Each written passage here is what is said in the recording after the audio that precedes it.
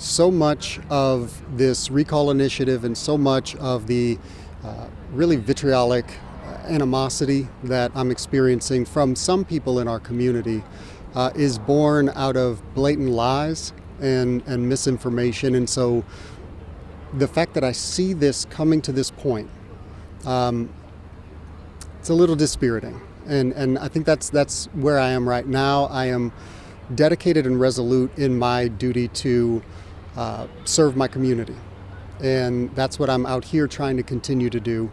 And I hope that there are enough people in Cleveland Heights who see this for what it is, who see that it is an impossibility to improve the smoothness of a transition or a budget process by removing a sitting mayor, an experienced, educated sitting mayor, and replacing them with a temporary mayor for the last 3 months of a term. It doesn't make sense, and I hope that people can recognize that. When you look at the past few months and all of the controversy, would you change anything about how you have handled the past few months when we look at this recall effort today? Honestly, I can't think of it in terms of the last few months.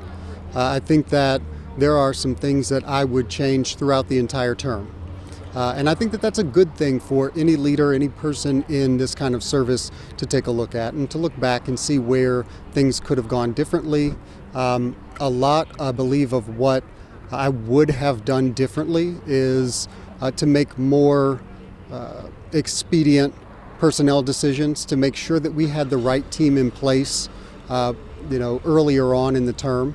The effort to be an incrementalist, to be a gradualist, and not, act like a bull in a china shop throughout this term has its benefits, but it also has its drawbacks. And I think that what we've seen over the last almost 4 years now is that we've made a lot of progress. We maybe could have made some more. And what I do know is that I did not cause this particular set of controversies. I do know that. What I know is that this has been an orchestrated campaign to malign and to mischaracterize. You can see it in some of the literature that is, still being bandied about, even though it's been disproven. But the nuance of a situation like this is not easily accepted in the context of a campaign like the one that we're seeing. It can be really, really difficult to break through. Some of your colleagues in other news organizations set their course, they set their path, they had their story that they're telling, and they've stuck to it no matter what the new information might be. That does no benefit to democracy here. Informed democracy is the only democracy that we can have. And right now what I'm seeing is a lot of misinformation and disinformation that is influencing people's votes. So from your perspective, what happened with this controversy? Because a lot of the people that supported you and endorsed you 4 years ago are now pushing for you to get recalled. Well, I would say that, in order to really understand where we are in Cleveland Heights right now, you would have to go back to that 2021 election. What I saw in that 2021 election was a group of supporters of me who maybe weren't exactly supporters of me, but were opponents of my opponent. And I saw vitriol aimed at her as well that was unwarranted. I saw her being attacked in ways that I thought were inappropriate, and I spoke out about that at the time. And I'm seeing those same people, some of those same people, who almost immediately once I took office started directing that same kind of energy toward me. And that's unfortunate. I thought maybe it was to be expected. Where we've come from there, though, is a dramatic distance from what I ever thought Cleveland Heights was capable of. And so when it comes to this particular circumstance, I'm going to talk about one really good example. And that is the concern that people had about the budget process that we went through in 2024 for the 2025 budget. What we saw in that circumstance was a mayor who put together a long list of possible capital projects and capital expenditures and asked the city council to collaborate with me to prioritize those so that I could take City Council's priorities into account as we decide on what the capital projects were going to be. How that process has been mischaracterized is by simply issuing a blanket statement that I provided an incomplete budget and I should be recalled as a result. That's not what happened. And to mischaracterize it in that way, when I'm asking for cooperation, when I'm asking council to participate with me on the ground floor instead of just presenting them something for them to approve, I think that speaks volumes for really all of the accusations that are being hurled my way at this point. A lot of it has to do with their imagined financial mismanagement, when in fact we are in great shape financially as a city. Now, admittedly, there have been some problems, and many of those problems either could have been avoided with greater communication between directors and myself, but when I find out about a problem, I act immediately. And that's what happened with our 2023 audit.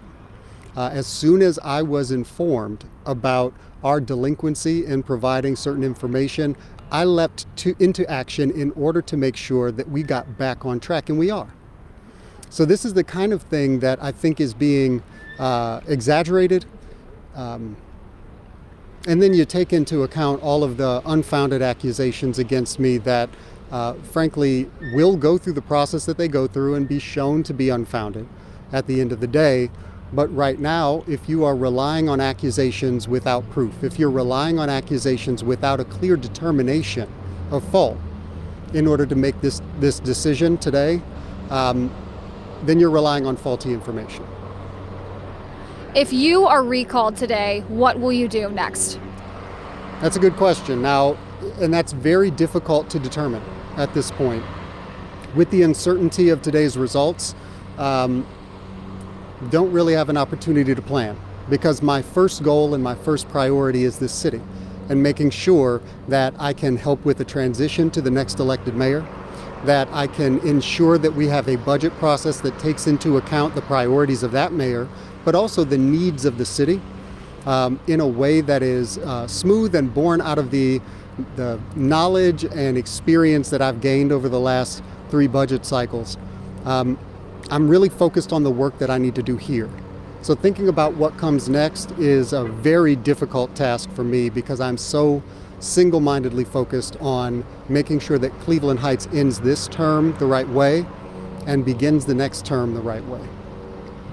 The 5 people that are running to be mayor, do you endorse any of them? I have not endorsed any of the candidates for mayor. Are you waiting to see what to advance to the November ballot? Well, I think I will likely refrain from endorsing in that race. Okay. Is there anything I haven't asked you that you want to answer or talk about? Well, I think the one thing that I want Cleveland Heights to know is that for as long as they allow me to continue in this role, whether it is through the end of this month or through the end of the year, I'm going to do my best. I'm going to work very hard to make sure that whoever takes over next is set up as well as possible to continue the progress that we've seen so far over the last almost 4 years. We've increased development by hundreds of millions of dollars. We are improving our facilities, our equipment. We've improved wages. We've recruited phenomenal staff. I know that there's a rumor that we can't attract people to city service. I am here to tell you that is absolutely false. We've staffed up with really amazing employees in finance, in community services, in public works. We've even been able to staff up in police. We've been able to staff up and increase the staff numbers in fire in order to help with their exploding run volume.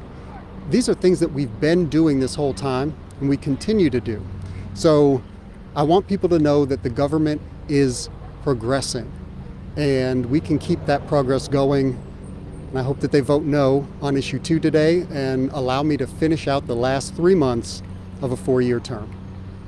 And do you have any comment on the trespassing charges against your wife? The only comment that I have on that is that my wife has retained an attorney. His name is David Beatrice. If you have any questions, feel free to reach out to Mr. Beatrice for any comment.